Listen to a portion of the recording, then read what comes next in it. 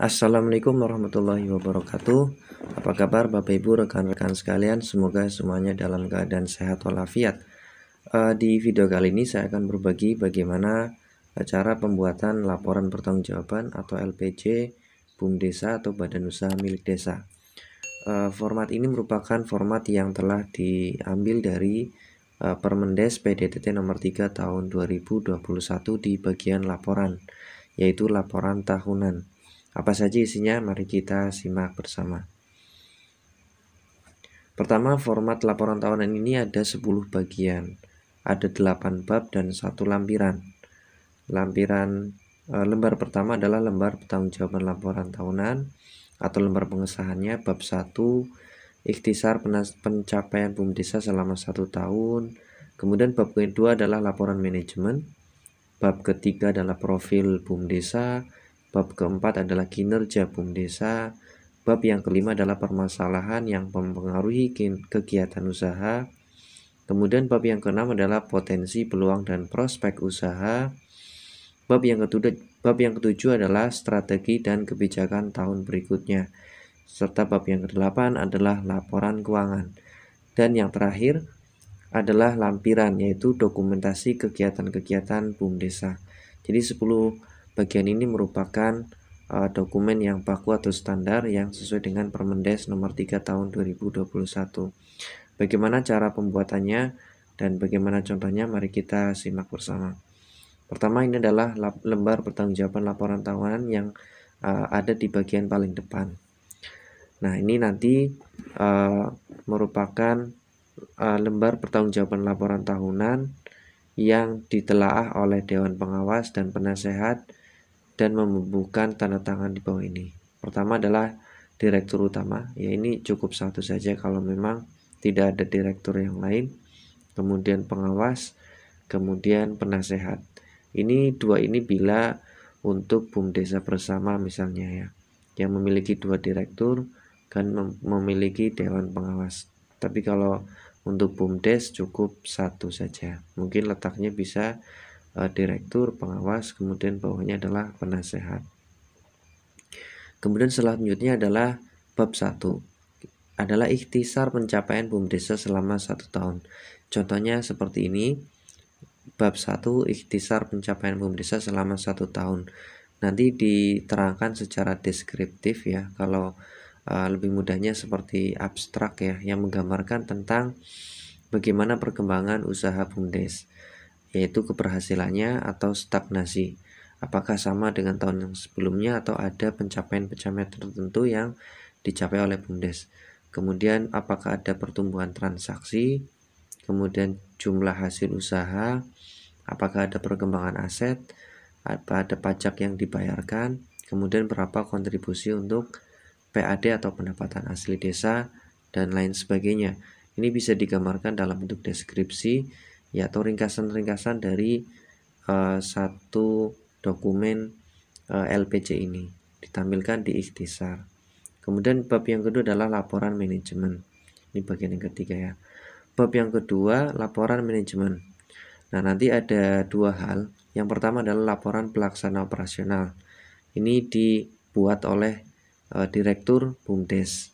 Jadi nanti diterangkan keberhasilan berbagai strategi dan kebijakan yang telah dijalankan, kemudian tantangan-tantangan usaha, kemudian strategi yang dijalankan dan rencana yang akan dikerjakan, serta apresiasi terhadap pihak-pihak yang telah berkontribusi.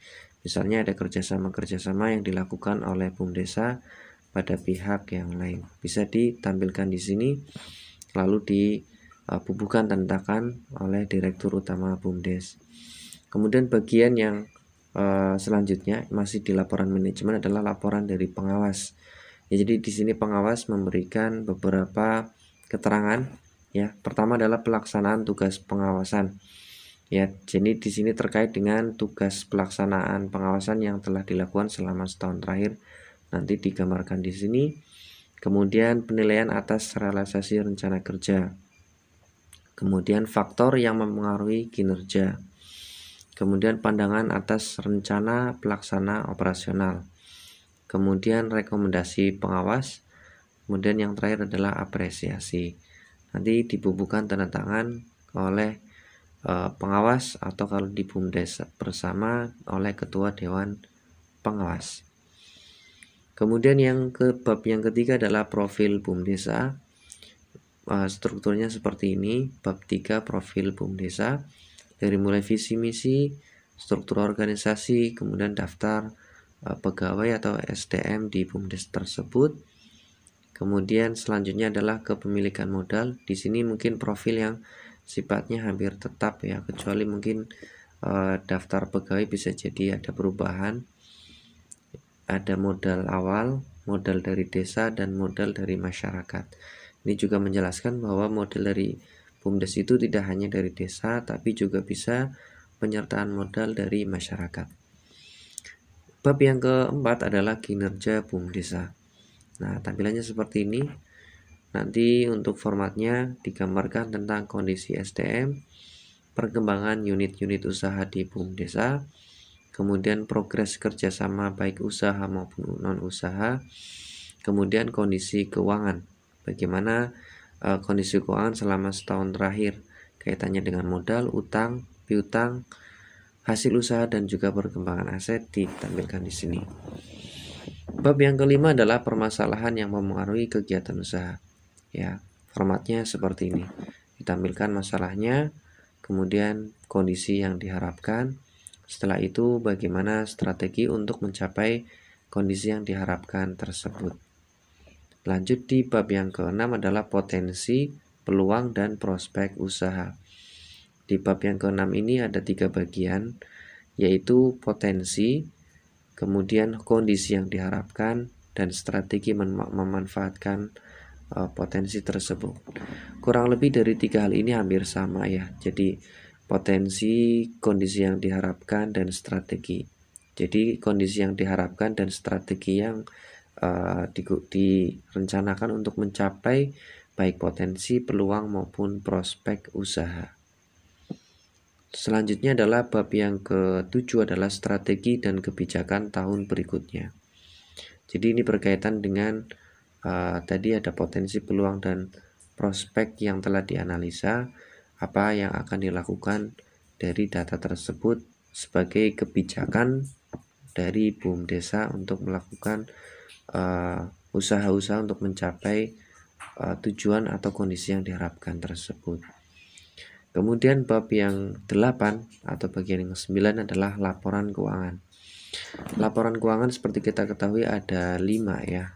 Yang pertama adalah laporan laba rugi. Ya, ini formatnya seperti ini.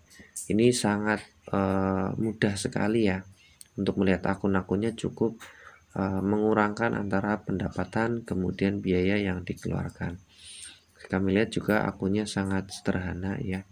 Mungkin nanti bisa dikembangkan atau bisa jadi nanti diakumulasikan di satu akun, ini malah jauh lebih mudah. Oke, yang kedua adalah perubahan modal. Setelah kita mengetahui laporan laba rugi, maka kita masukkan di perubahan modal.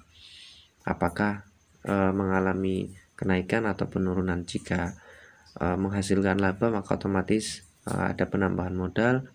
Jika mengalami kerugian maka ada penurunan modal. Kemudian bab yang masih di bab 8 yaitu laporan keuangan yang ketiga. Kalau tadi adalah laporan laba rugi dan perubahan modal, yang ketiga adalah neraca.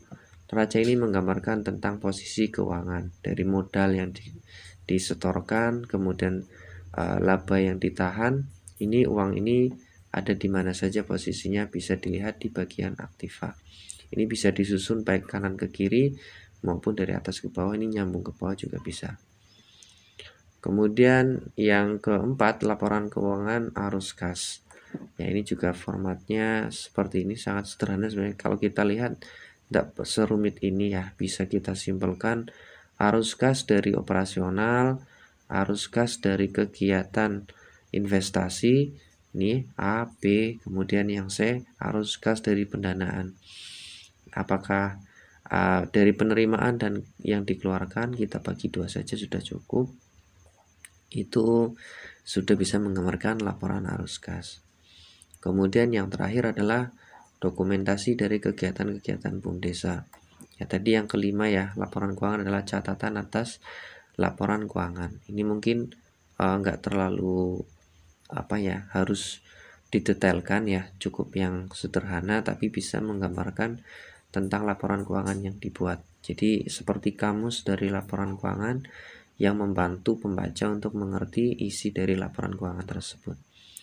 Nah, lampiran ini adalah kegiatan-kegiatan BUM Desa, program-program yang disusun, kemudian pelaksanaan kegiatan dan lain sebagainya. Itu saja yang bisa kami sampaikan, mudah-mudahan bermanfaat. Jangan lupa subscribe, like, dan komen. Assalamualaikum warahmatullahi wabarakatuh.